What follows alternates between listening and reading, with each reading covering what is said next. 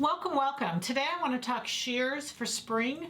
There's so many beautiful shears out there and they're so light, they're so pretty.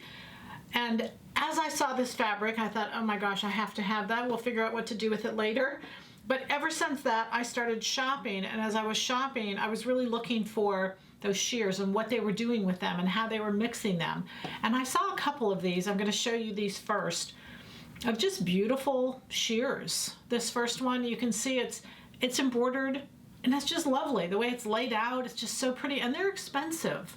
And then this next one, and I saw them all over. These are just a couple that I, could find on the web, but there's so many that are just simply there that we can't see any other way. But anyway, so let's start with these two fabrics, which we always want to start with the fabric because these fabrics are just beautiful. This is a dual border. So what I want to do is figure out, okay, how can I really utilize that border?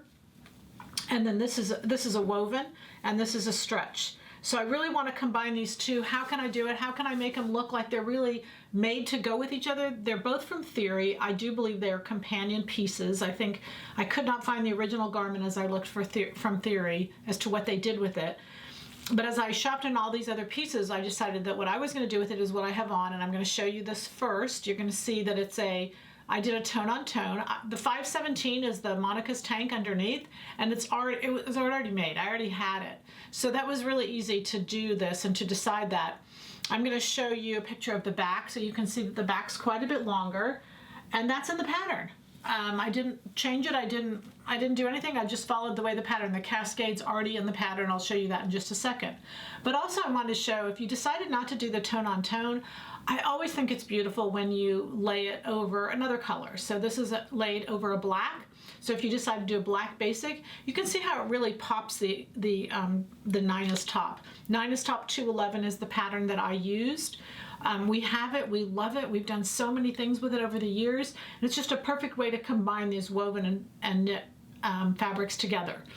And then this next photo is showing it over a more summery color, which you could do, or you could do pastels. There's just so many things that you can do with these shears that I just wanted to kind of highlight and bring it to your attention and give you some ideas as we go along the way.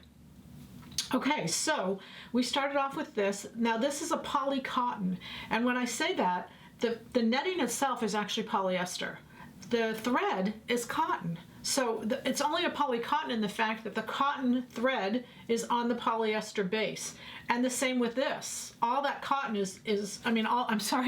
all that thread is cotton, but the base itself is polyester. It's a beautiful stretch. It has stretch in one direction. So you want to make sure that anything you need mobility out of goes around when you lay that out. So what I wanted to do was I wanted to put the border obviously along the bottom edge, and then I decided I could use the knit for the sleeve for mobility and then for the collar in the front to kind of tie the pieces together. So I started with the front, and we'll look here and we'll look at a couple of pattern changes I did. It's very full, so when you pull this up, this almost goes all the way up to here in the original. So I took out some of that fullness, and what I did is I made 3 changes, 3 places, boom, boom, boom, it doesn't matter where it is, and I overlaid them 1 inch each. So that means I took out 6 inches. So if you look at where it would normally be, it would normally be like up here. I just reduced the fullness to where I've got plenty of fullness still, but just not too much. And that's what I wanted for this, because I really wanted you to be able to see the border and see the cascade of that border. And then the other change I did is you can see that this kind of goes down a little bit like this. I put this point on the border and I put this point on the border.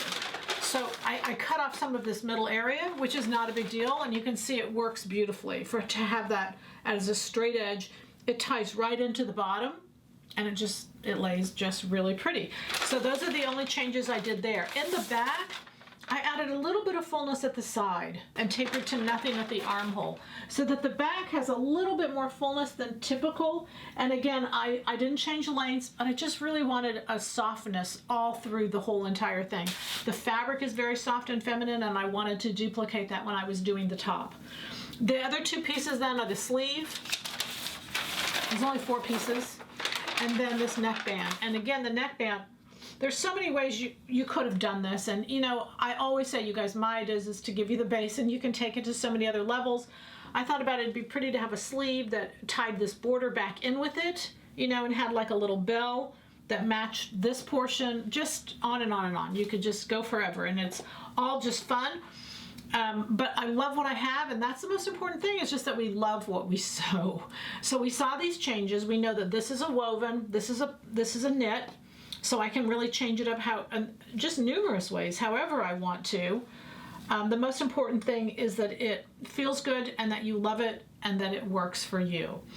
So the goal is to really push the boundaries, have fun, and for spring, go with a little bit of shears. Happy sewing from Silhouette Patterns.